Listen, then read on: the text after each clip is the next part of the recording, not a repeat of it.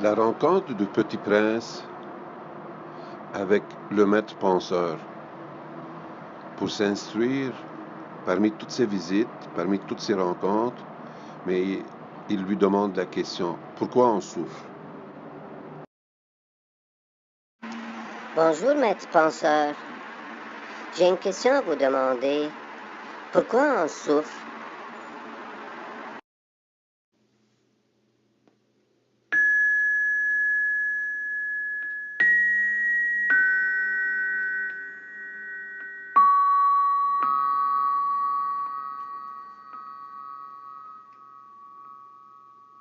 Dire oui à ce qui est. Il existe différentes façons de prendre du recul au moment où vous remarquez que la conscience objet crée de la souffrance parce que vous êtes devenu complètement absorbé par elle. Il y a des méthodes simples et vous les connaissez sûrement. L'une d'entre elles est de dire oui à ce qui est. Un oui intérieur à ce moment présent. Vous lâchez prise sur la conscience objet en permettant aux objets qui sont manifestés d'être comme ils sont. S'il y a souffrance, c'est que, très souvent, ce qui compose ce moment n'est pas ce que votre mental avait désiré, ce qu'il aurait voulu que ce moment soit. Vous ne pouvez pas trouver la paix ou vous retrouver vous-même en travaillant exclusivement au niveau de la conscience objet. Essayez de réarranger la configuration d'objets dans votre vie de telle façon que le tout s'emboîte parfaitement ne vous procurera pas la paix escomptée. C'est ce que la majorité des gens essaient de faire. Mais ça ne dure jamais très longtemps parce que ce n'est pas dans la nature de la réalité phénoménale d'être comme ça. Les choses changent continuellement et influencent les situations. Même si elles sont merveilleuses, il y a toujours un autre aspect. Toute existence phénoménale ne pourrait exister sans l'attraction des polarités, le chaud, le froid, le haut, le bas, la naissance, la mort. Il serait futile d'essayer de changer cette réalité. Vous pouvez aussi choisir d'honorer cette dimension de votre vie et faire de votre mieux à ce niveau. Mais même si vous faites de votre mieux, ça ne suffira jamais parce que vous n'avez pas quitté le niveau de la conscience objet. Il y a plusieurs personnes qui essaient très fort et qui disent à la fin « les choses n'étaient pas censées arriver de cette façon ».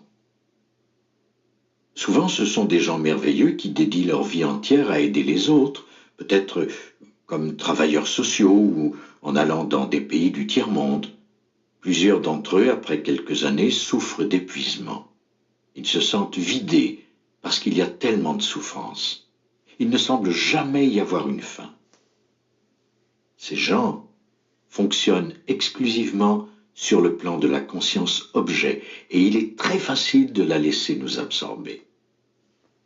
La clé est de trouver la dimension de l'espace qui est au-delà des polarités que l'on retrouve dans la conscience objet sans s'attendre à ce qu'un jour tout aille bien.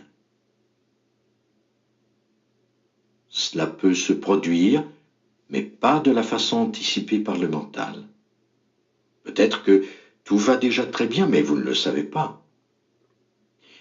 Permettez à la configuration particulière d'objets dans votre vie d'être comme elle est, même si cela semble problématique. Ce faisant, vous brisez votre identification à la conscience objet.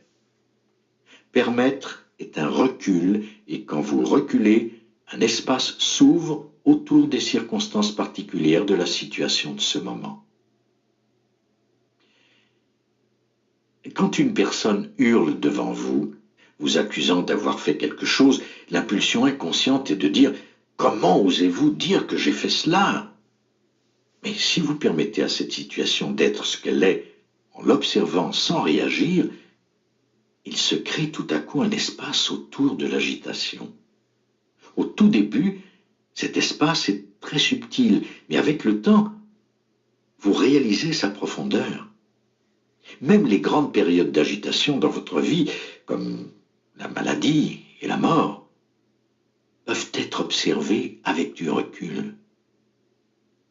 Quand vous restez aligné intérieurement avec l'état d'être de chaque moment, vous accédez à une dimension plus profonde qui vous permet de vous libérer de toute dépendance sur le monde des formes.